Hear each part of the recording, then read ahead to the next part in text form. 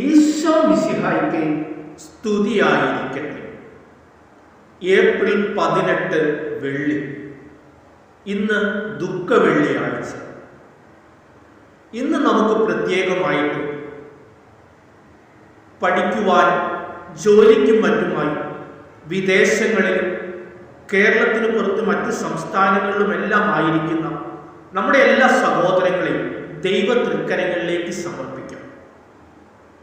ഈ ദുഃഖവെള്ളിയാഴ്ച പോലും ഭവനത്തിൽ വന്ന് കുടുംബത്തോടൊപ്പം ആയിരിക്കുവാൻ സാധിക്കാത്ത എല്ലാ സഹോദരങ്ങളെയും ദൈവത്തിന് സമർപ്പിച്ചുകൊണ്ട് പിതാവായ ദൈവത്തെ വിളിച്ച് നമുക്ക് പ്രാർത്ഥിക്കാം. സ്വർഗസ്ഥനായ ഞങ്ങളുടെ പിതാവേ, അങ്ങയുടെ നാമം പൂജിതമാകണമേ, അങ്ങയുടെ രാജ്യം വരയണമേ, അങ്ങയുടെ തിരുമനം സ്വർഗത്തിലെ പോലെ ഭൂമിയിലുമാകണമേ. അന്നു വേണ്ടുന്ന ആഹാരം എന്ന് ഞങ്ങൾക്ക് തരണമേ. ഞങ്ങളുടെ കടക്കാരോട് ഞങ്ങൾ ക്ഷമിക്കുന്നത് പോലെ ഞങ്ങളുടെ കടങ്ങളും പാപങ്ങളും ഞങ്ങളോട് ക്ഷമിക്കണമേ. ഞങ്ങൾ പ്രലോഭനത്തിൽ വീഴാൻ ഇടയാകരുത്, ദുഷ്ടാരൂപി ഞങ്ങളെ രക്ഷിക്കണമേ.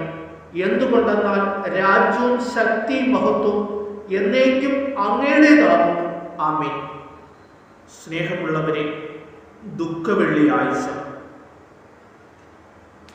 നമ്മോടുള്ള സ്നേഹത്തെ പ്രതി 3 ആണികളാൽ കുരിശിന്മേൽ തൂങ്ങി മരിച്ച ഈശോ, സ്നേഹത്തിന്റെ ഏറ്റവും മഹത്തായ പ്രകടനം.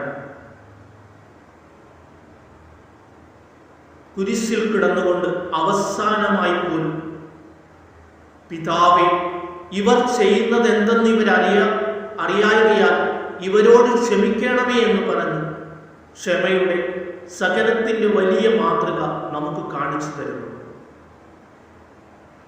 ധൂർത്തപുത്രന്റെ ഉപമയിൽ പിതാവിൽ നിന്നും അകന്നു പോകുന്ന പുത്രൻ മാനസാന്തരപ്പെട്ട് പിതാവിലേക്ക് തിരിച്ചു വരുമ്പോൾ സ്നേഹത്തോടുകൂടി അവനെ സ്വീകരിക്കുന്ന ആ പിതാവിന്റെ ചിത്രം. മാനവരാശി മുഴുവൻ പാപം ചെയ്ത് പിതാവിൽ നിന്നും അകന്നു പോയപ്പോൾ പിതാവിലേക്ക് തിരിച്ചു കൊണ്ടുവരുവാനായി തൻ്റെ പുത്രനെ തന്നെ ഭൂമിയിലേക്ക് വിടുന്ന ആ സ്നേഹനിധിയായ പിതാവ് ഇവിടെ കുരിശിൽ രക്തം ചിന്തി നമ്മുടെ പാപങ്ങൾക്ക് വേണ്ടി നമ്മളെ വീണ്ടെടുക്കുവാനായിട്ട് സ്വയം ബലിവസ്തുവായി തീർന്ന പുത്രൻ. സ്നേഹമുള്ളവരെ, നമ്മളും നമ്മുടെ ജീവിതത്തിൽ നമുക്ക് ഉണ്ടാകുന്ന ചെറിയ ചെറിയ കുരിശുകളും സഹനങ്ങളും ഏറ്റെടുത്തുകൊണ്ട്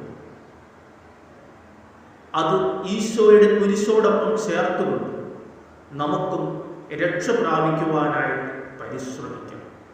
കുരിശുകൾ മാറിപ്പോകണം എന്നല്ല, മറിച്ച് കുരിശുകളെ അഭിമുഖീകരിക്കുവാനുള്ള ശക്തി തരയണമേ എന്ന് നമുക്ക് ദൈവത്തോട് പ്രാർത്ഥിക്കാം.